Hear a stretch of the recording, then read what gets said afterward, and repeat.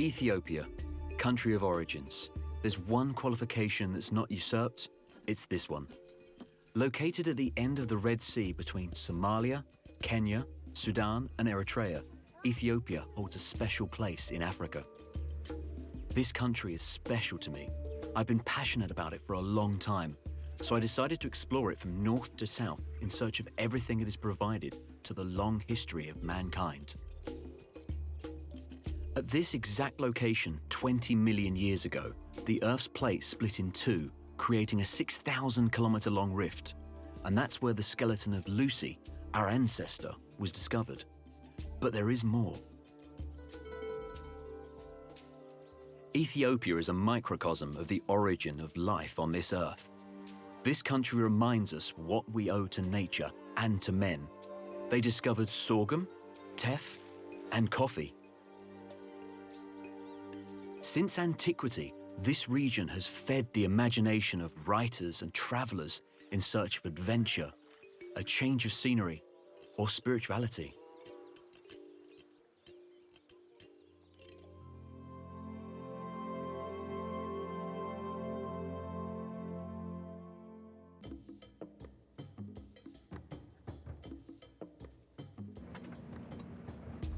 I'm throwing myself in with great enthusiasm on a 4,000-kilometer journey in a car right on the road. It's while keeping an eye out that we make the most beautiful encounters. The first one happens to be by chance in the north. I come across a convoy of camels walking on the roadside over a few miles. Enjoying a midday stop in a dry wadi, I approach the owner of these camels. How long have you been walking? 2 days. My father taught me this job, and now I'm practicing it.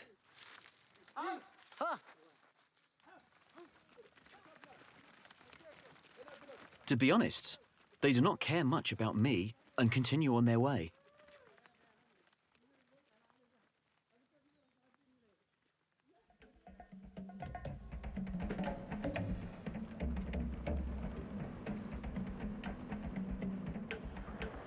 I'll get there long before they do.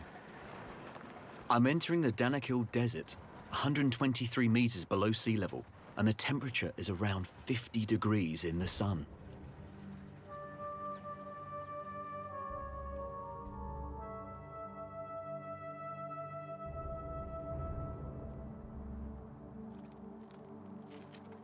Along with Death Valley in the United States, this place is one of the most inhospitable in the world.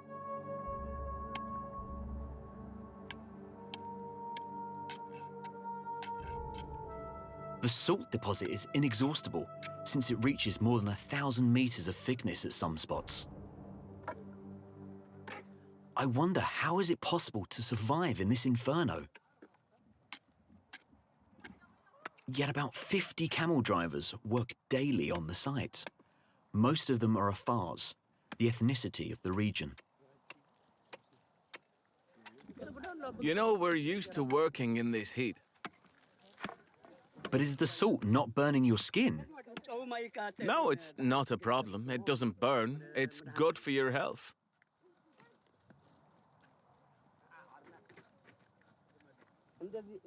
You see, this is what I'm going to carry.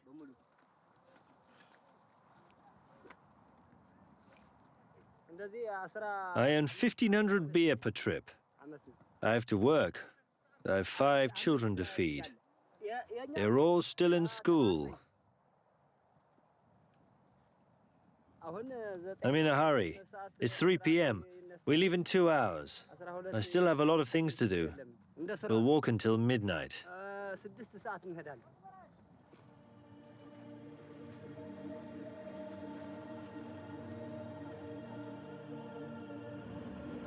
I feel like a couple of 100 meters approximately away from me, there is a pond. But the closer I get, the further away it gets. It's like in Tintin, a mirage.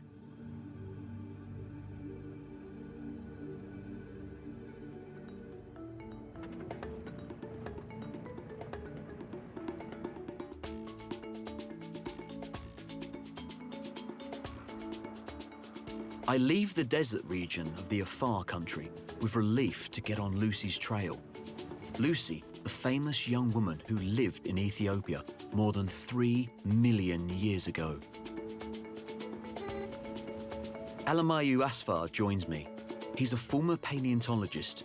He's familiar with the Rift region, which is rich in fossil bones and cut stones.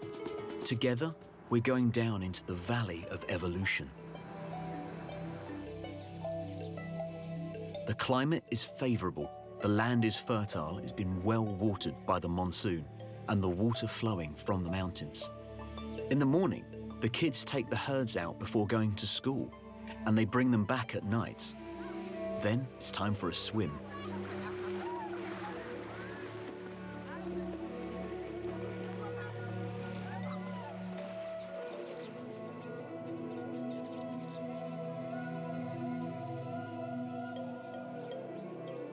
I see perfect harmony between nature and men.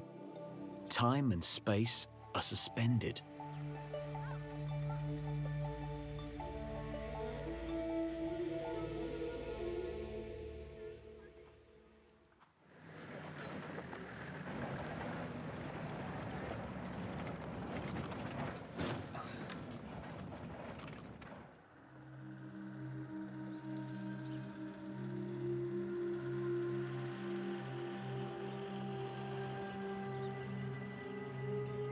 We're reaching the Awash.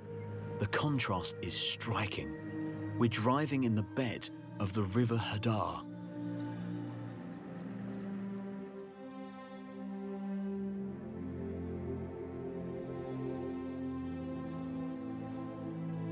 The landscape amazes me. It's not like the one they put in the books when they bring up Lucy. In 1974, Alamayu was part of the international team that searched this field. Tell me, Alamayu, what sort of environment did Lucy actually live in? It was 3,200,000 years ago, don't forget. The climate was much better. There was a lake here and, of course, fish. All kinds of animals lived in and around the lake.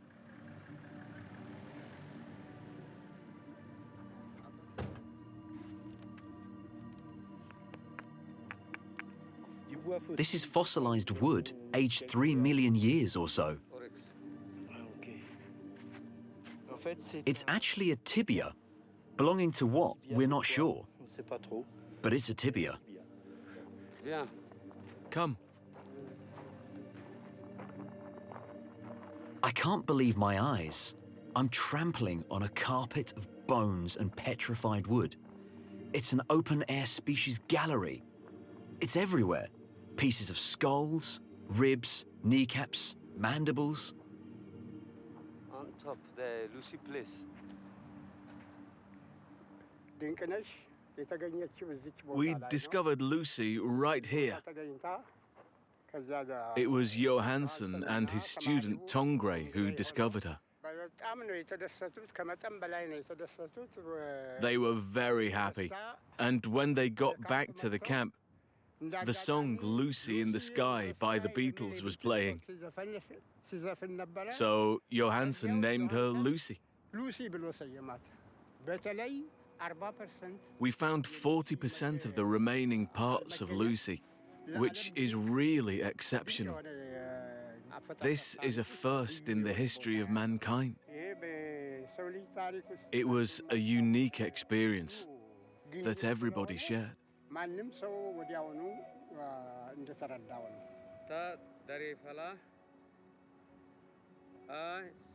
She's so exceptional that here, in the middle of nowhere, a monument in Afar, Amharic and English, which commemorates the findings of November 24th, 1974.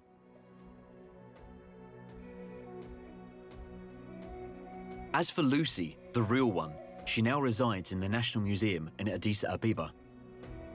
If the vault where she lies out of sight would make an exception and open when I'm in the capital, I'm curious to know how I'd feel. I've made a request to the authorities.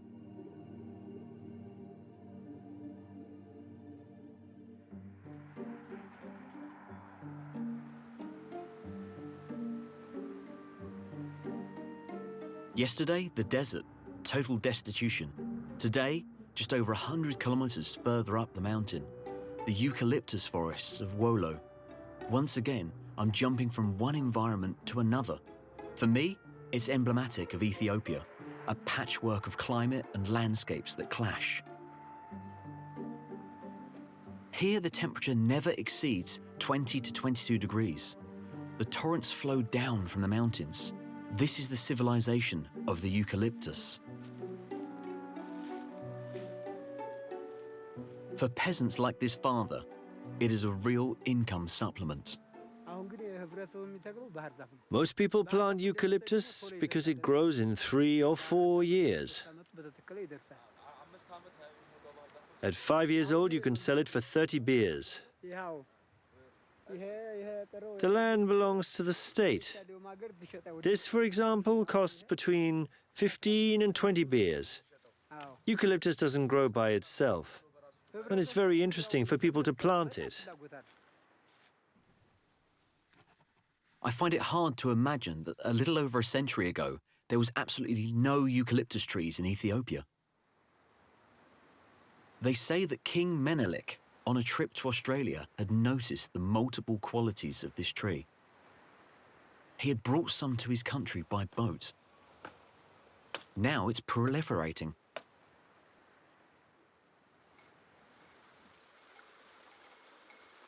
On the roadside, in front of a rudimentary oratory, along a stream, a monk watches. He grants the right to use water.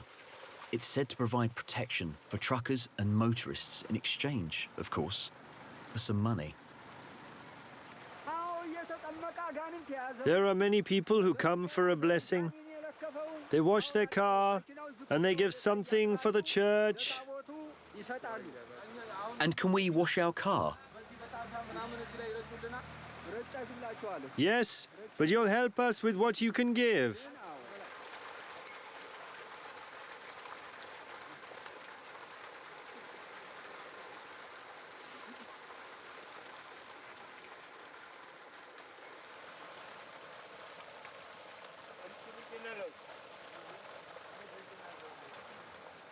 I've just been christened. I go from the origin of man to biblical times. This is a good start to my next step, Lalibela, the first holy place of the ancient Christian Orthodox religion that shapes the daily lives of the majority of Ethiopians.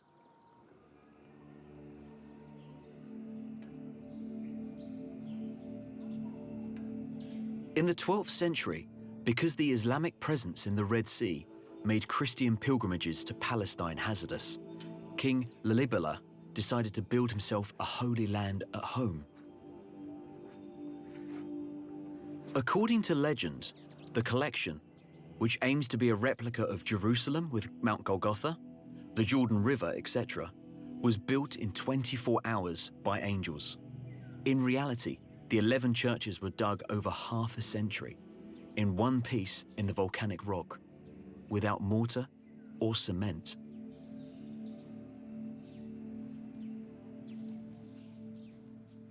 Early in the morning, the faithful and pilgrims are converging in the places of worship.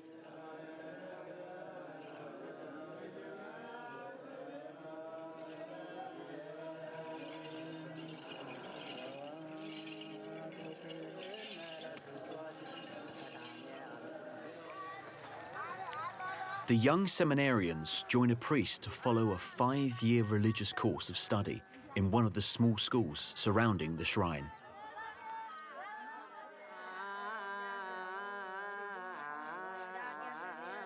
Father Chuan Gizor teaches his pupils singing and the art of calligraphy on parchments made of goat skins. He is proud to teach in Lalibela.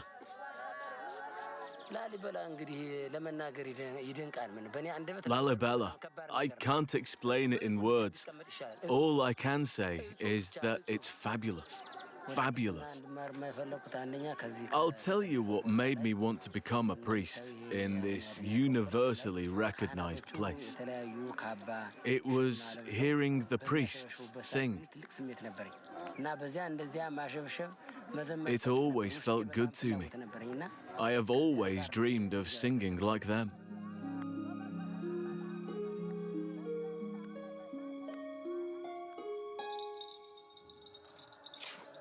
I soon found out that life as a priest in Lalibela is not a restful one, because during summer and during winter, every night, all year round, at 2 in the morning, they go to the church to attend the service. You need to have the vocation.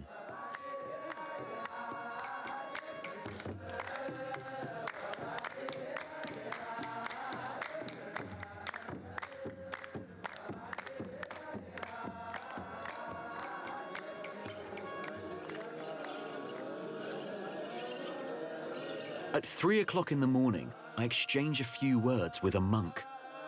He's a hermit. Not without difficulty, he agrees to meet me at dawn under his meditation tree.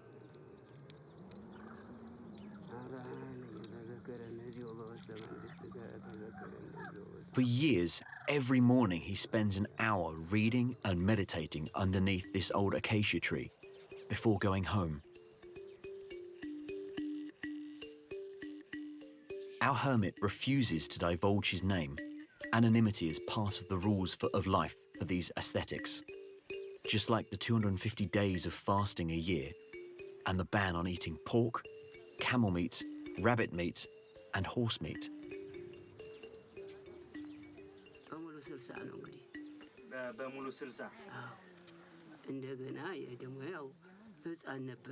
I've been a monk for 40 years. I lost my wife, so I became a monk. I like to pray and sing psalms to the glory of God. That's what I like.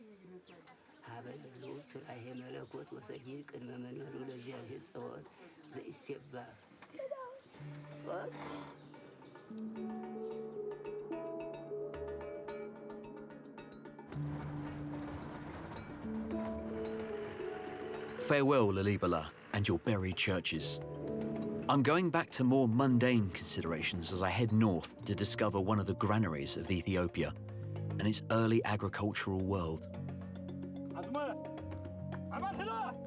No tractor, it's all done by hand.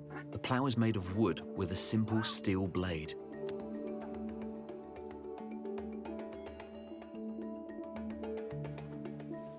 As I stop in front of a village, a young man in his purple school uniform approaches me. His name is Adisu, and he wants me to follow him to his house.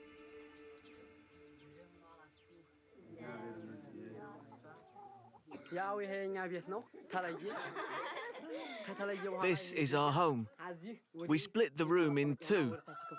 On this side, it's for us, and this is for the animals. This bench is for the parents, and the kids sit around the fire. The fire warms us because sometimes it's only 5 degrees.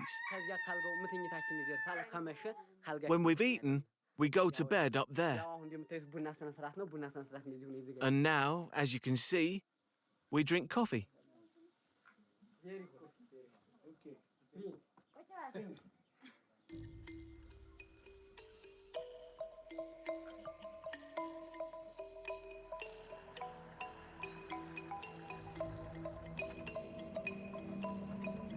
I'm leaving Amharic country in direction of Axum, cradle of an enigmatic kingdom. I'm entering the foothills of Tigray. It's October, so it's harvest time. This piece of land held back by dry stone walls is operated by small farmers who work with their families. Just like in France back in the day in the country, children give their parents a hand in the evenings after school or on Saturdays like today. Everything grows here. Teff, wheat, barley, peas, lentils, chickpeas, corn. The harvest is better here than elsewhere.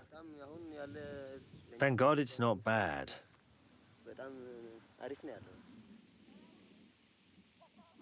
The gesture of this old woman of Tigray enchants me. She throws handfuls of barley into the wind to separate the seed from the pulp. It's the winnowing, a practice from the ingenuity of the pioneers of agriculture. How many children do you have? I've got 7 kids. 4 of them have finished school, and 3 are here with us. With this, I make roasted barley for oatmeal. It's for my children. It'll give them strength. I give it to them. I give it to them. I give it to them.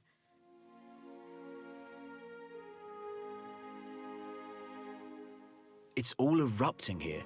Mountains like fingers pointing to the sky, like organs. And there, 2 huge rocks. It feels as if a giant has rolled them over.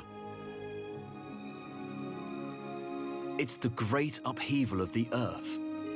I feel here an impression of grandiose, of course, but also of eternity, as if everything has always been this way.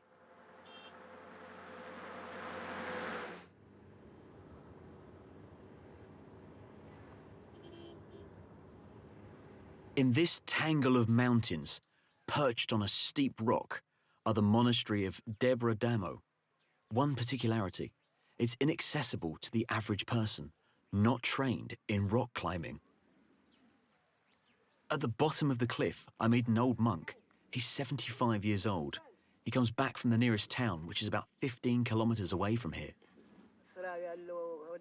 I go up and down to do the shopping for the monks up there, in the monastery where I live.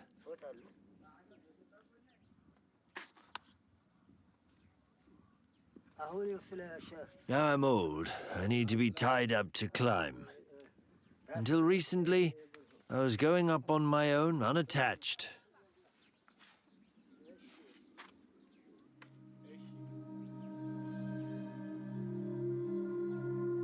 A saint from Syria was ordered by God to create a monastery isolated from the world. And according to the legend, it was a 15-meter-long snake that first helped him get up to the rocky plateau.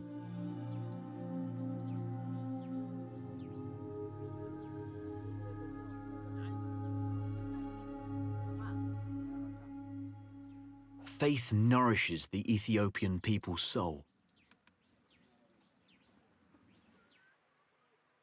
To attempt separating anything between their beliefs, legends and stories, I want to go to Axum, the mythical city in the north.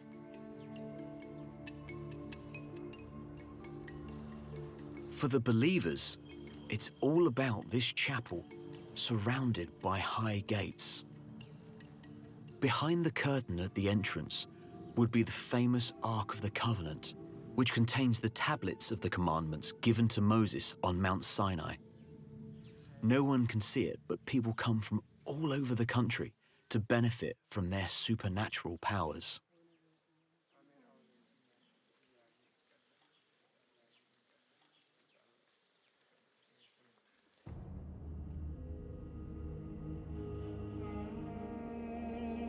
Axum is also the mystery of its stones, some of which date back to 1,000 years before Christ. I wonder how men could erect such blocks of stone, 10 floors high, weighing several thousand tons. The most far-fetched hypotheses have been put forward. Among those, the idea that elephants did this. But it is now fairly certain that the Axumites, a seafaring people, erected the stones inch by inch with strings and hoists. As I walk through the site, I come across Lalibela, an old scholar from the city. He's made up a story of his own, a clever mix of reality and fiction. Axum is unique. It's one of the great wonders of the world. The small stelae were erected for the princes. The big ones were erected for the kings. But it must be said that not all kings have had one.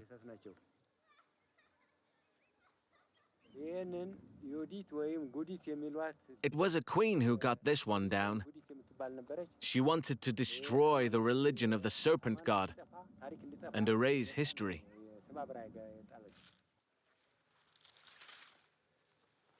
The fable is beautiful, but the reality is a little different. This column and a few others would have broken off during their erection, or as a result of earthquakes. Fiction is more beautiful than reality. I prefer to believe Lalibela.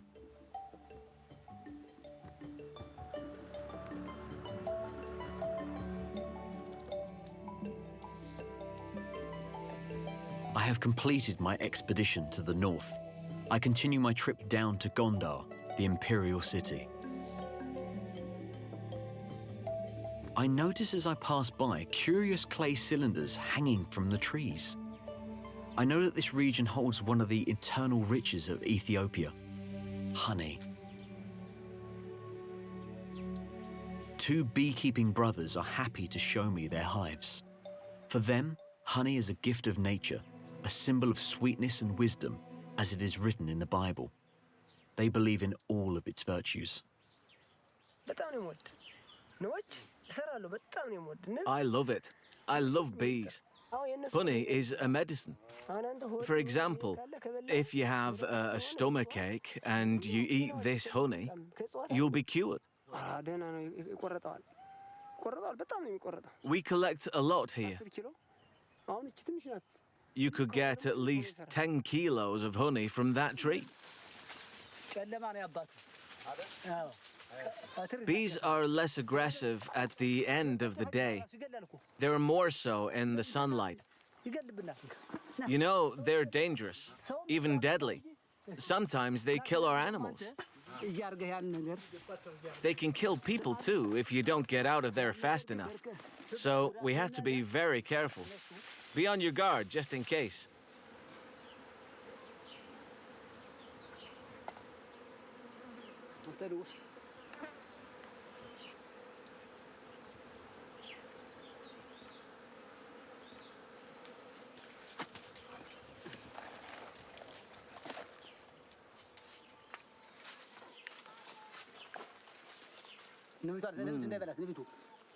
Be careful not to swallow a bee. It's a pure marvel.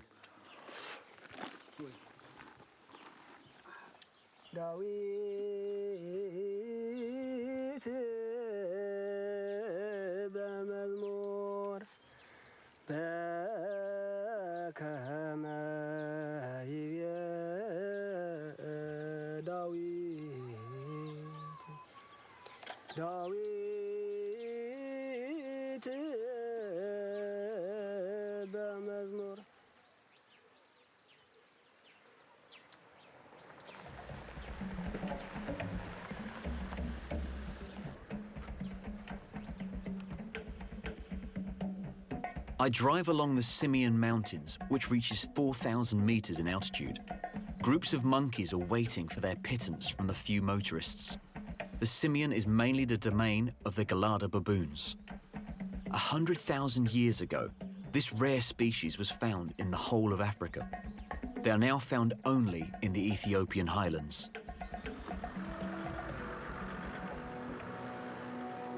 I enter Gondar, which was the capital of Ethiopia for over 2 centuries.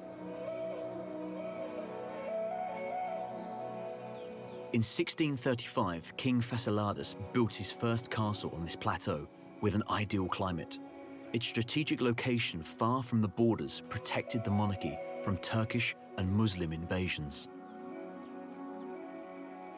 Addis Ababa, who grew up here, is the best connoisseur of the castle. I like it here.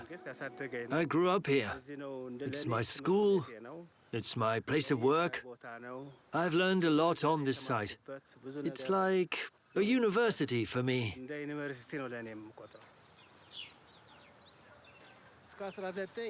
Until 1971, everything was at a standstill, overgrown with plants. People used to come in here like it was a windmill. No one was telling those people anything. There were even some who lived inside.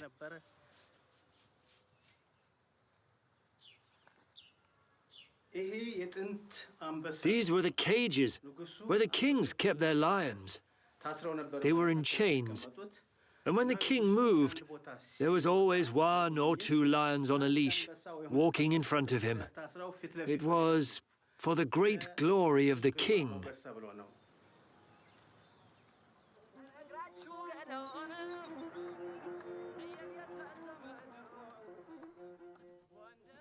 Gondar is the region of the Falashas, the Ethiopian Jews.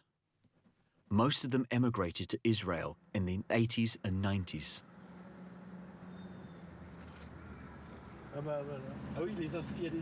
Oh yeah, there are inscriptions in Hebrew. We found it.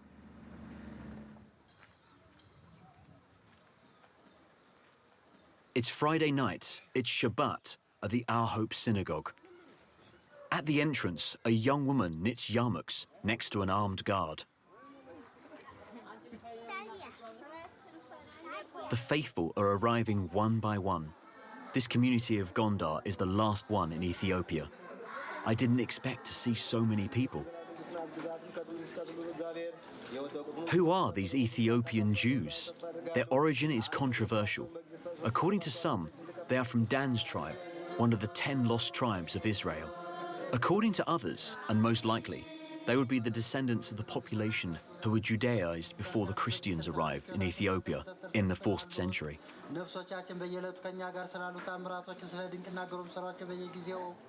Today, the last 6,000 falashas of Gondar have only one hope: to join the Promised Land. If you ask me, have I ever been to Israel, the answer is yes, but in a dream. According to an Israeli law, you have to have family buried in a Jewish cemetery to emigrate to the country. According to another law, both parents must be Jewish.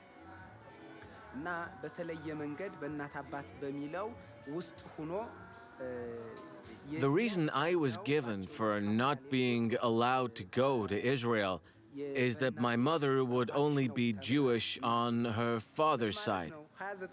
I've been here for 16 years now. I'm 29 years old. When you think about it, 16 years of waiting, it's a failed life.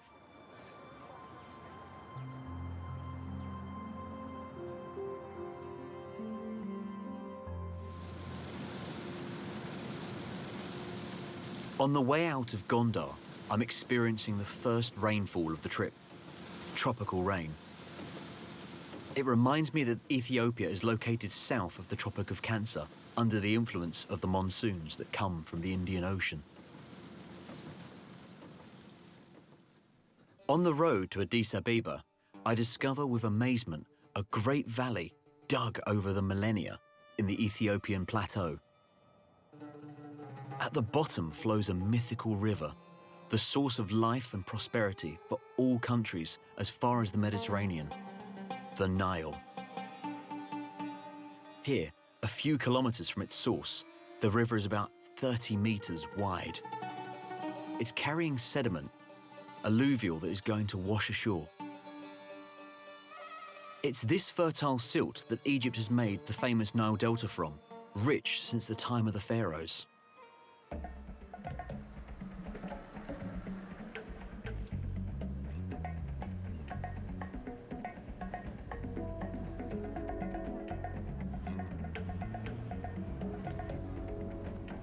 I've just arrived at Addis Ababa, capital of the country with 95 million inhabitants.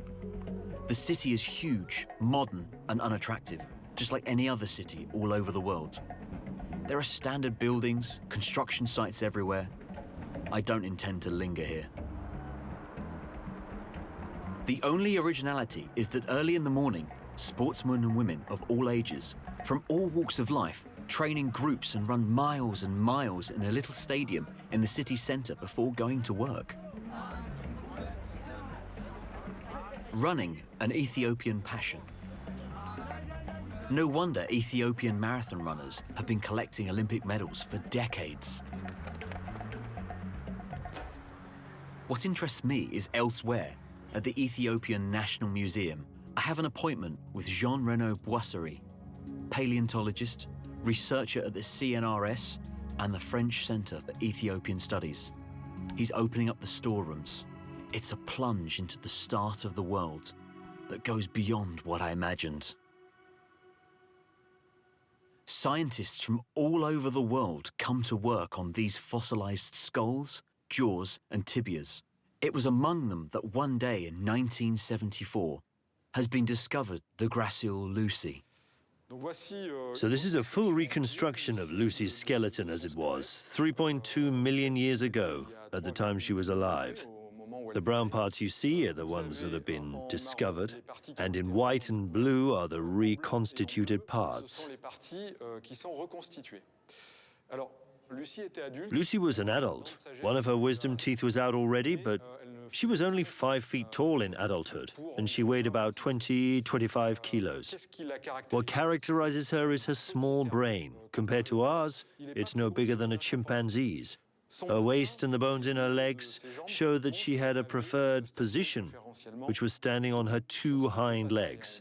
We're talking about bipedalism. There are many casts of Lucy, but I'd like to see the original, the real one, the one that Maurice Taeb, Yves Coppens, and Donald Johansen discovered. After many requests, I get permission to enter the museum's sacred secret, the vault.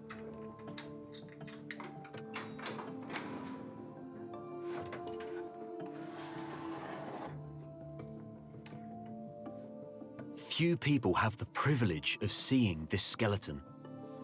It's code number AL2881.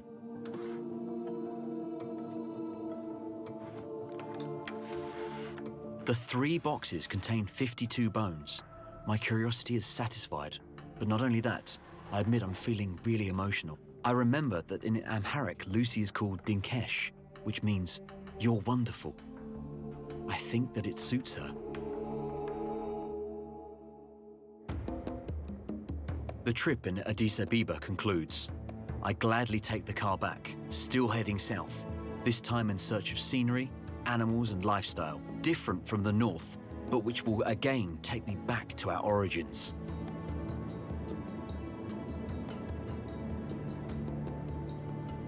The environment is changing. The savanna located along the lakes passes before my eyes. On the plain, the Ziwe Lake appears.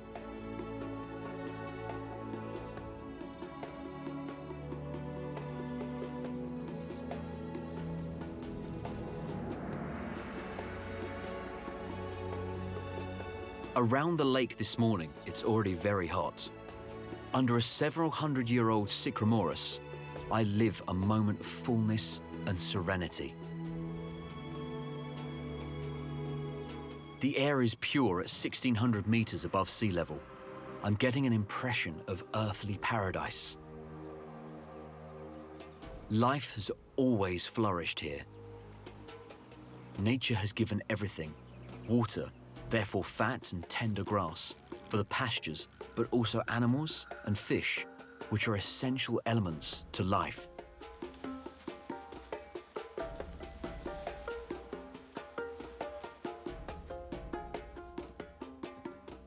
I continue my descent into the Rift Valley to Lake Shala.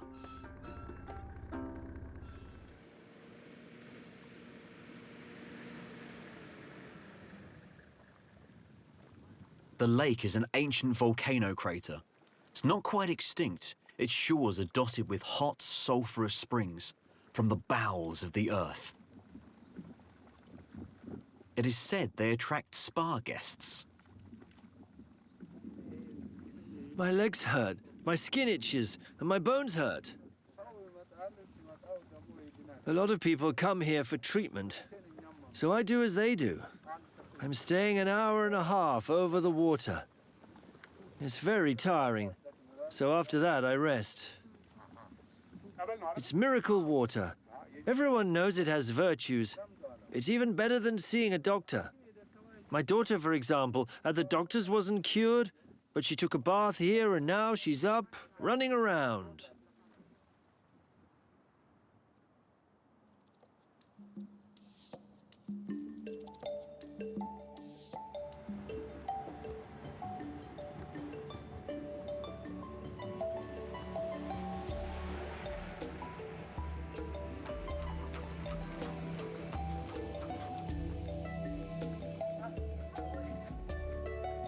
I want to take a break at Shashamane, a small city of character, because the city is known to be the mecca of the Rasta movement. I have an appointment with a French family, Alex and Sandrine, and Laura and Michael and their kids. Alex and Sandrine have set up a boarding house and built 4 traditional houses to receive their guests in a relaxed and convivial atmosphere. From the beginning, I held in my strong inner self the conviction that Ethiopia was indeed the promised land. So I came to Ethiopia to stay forever. The reason why Rastas from all over the world are living in Shashamane is because Haile Selassie, the Negus who died in 1975, had offered them 500 hectares of land.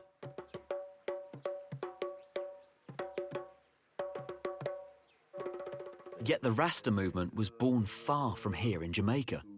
It is based on the belief that Haile Selassie is a new Messiah who came back to earth 2,000 years after Jesus Christ.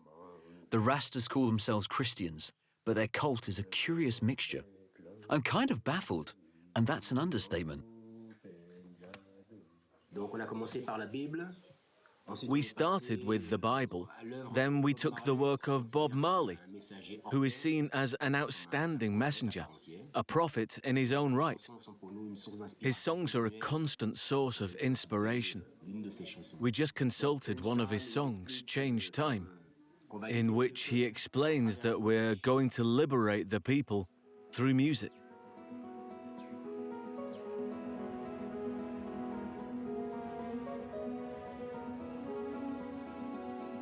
After Shashamane, I'm headed for the famous Omo Valley, where so many Paleolithic sites have been uncovered. A huge forest surrounds the last 2 Great Lakes of the Ethiopian Rift Valley chain, the Abaya and the Chamo.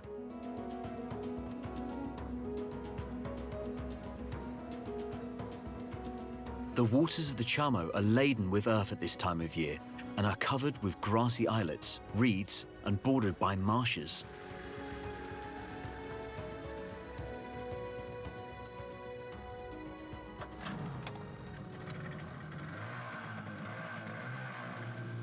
A sturdy metal boat is waiting for me to take a ride because this lake is the home of an impressive crocodile colony.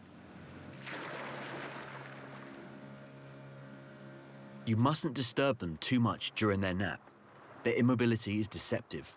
Disturbed by the noise of our engine, they suddenly stand up and slip into the water in the blink of an eye. Further offshore, a family of hippos. According to the pilot, these group-moving animals are more dangerous than crocodiles. We keep our distance. The fishermen's boats, made of light wood, comparable to balsa wood, assembled with ropes and nails, floats very well, but I dare not contemplate what an encounter between these 2 frail skiffs and the occupants of the lake could cause. The machete is for the crocodiles, and also to cut the fish, because here, as you can see, there are crocodiles and hippos, and often strong winds, so it's very dangerous. There's already been a lot of deaths. Usually when you hit the water, the crocodile gets scared and swims away, right? Yes, but when we pull the nets, we get in the water and the crocodile can catch you then.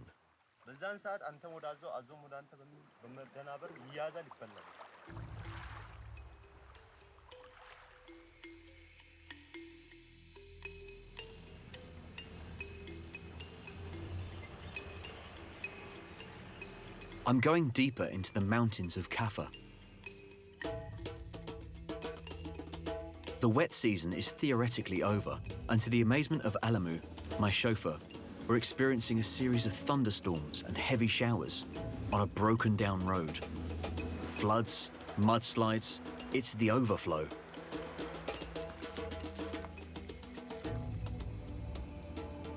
The good side of this climate is that everything grows on this well-irrigated land. Bananas, mangoes, and most importantly, coffee. In fact, it is in Ethiopia, here in Kaffa, that it would have been discovered during prehistory. According to a legend, a shepherd noticed the invigorating effects of these seeds on his goats, and they would eat them as a delicacy. According to another, he dropped a branch on a fire and enjoyed the delicate aroma that emanated from it. On the mountainside, farmers cultivate coffee forests with their families. They're not unhappy because Ethiopian coffee is famous. After 3 years, we can do the first harvest. This one is ripe, you see. When the bean is red, we can harvest it. We harvest coffee once a year, in October or November. Here we have a good quality coffee, and we can sell it for a good price.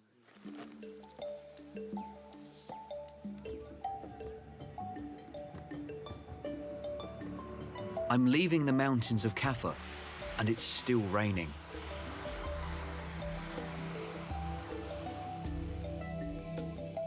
At nightfall, Alimu, my driver, invites me to say hello to Getahan and Bertakan, a couple of his friends.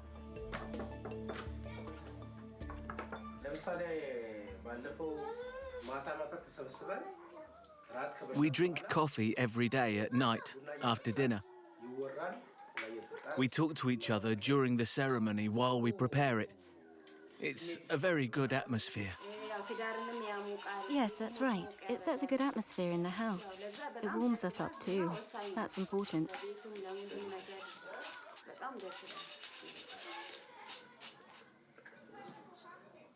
Coffee is part of an Ethiopian's daily life. Just as in Japan, theirs is the tea ceremony. Here it is the coffee ceremony which takes place, according to an immutable rite passed from generation to generation. According to the custom, Bertakan is roasting the beans. She crushes them in a pestle, and then she pours the ground coffee into a clay jug.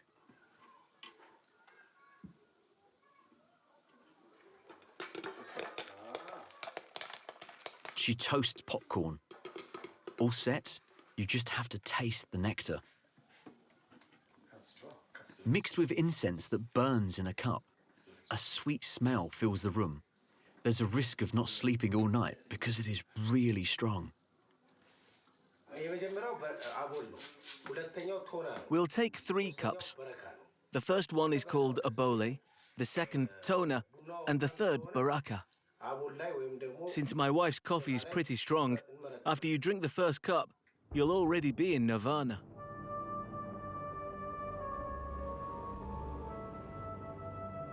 Final destination, El Sod. On the straight track, the heat's getting intense. The land is ungrateful in Borana country. Nothing but acacia trees and junipers grow between short tufts of grass, surrounded by termite mounds. They walk for miles for the needs of their families.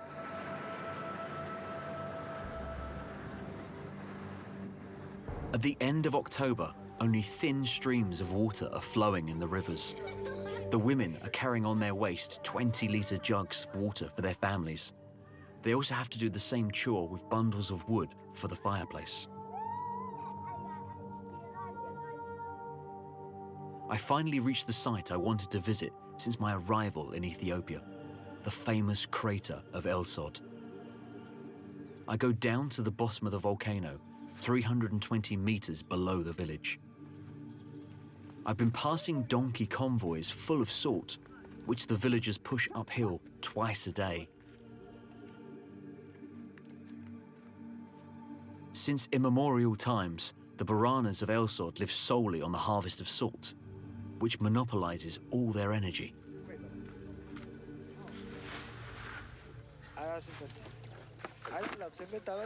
I'm 28 years old. I've been working here for 8 years. I work from 9 in the morning to 4 in the water. It takes strength to look for salt. It's very tiring. It gets in your eyes, in your ears.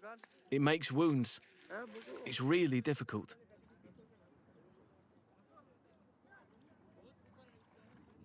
The divers preserve themselves by smearing their wounds with glue. Because the water, which has a high iodine content, is corrosive in contact with the skin. I put this in my ears so the salt can't get in. We've only been plugging our noses and ears for 5 years. Before, people got sick, and they still do. When we get in the water, you can't see anything. It's all black.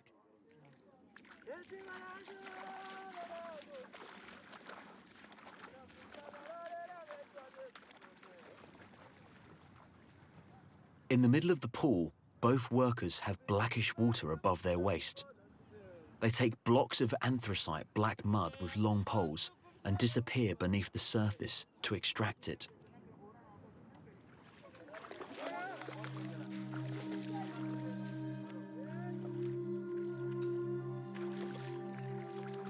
I wanted to finish my Ethiopian journey with these workers, just like how I started in the north by the Danakil deposit, because the salt, as is indispensable to life as air and water, in my opinion, represents Ethiopia. During 4 weeks, from Lucy to the coffee, through landscapes, religions, and people, I have measured how much humanity finds a part of its genesis in this country beloved of the gods, as Homer called it.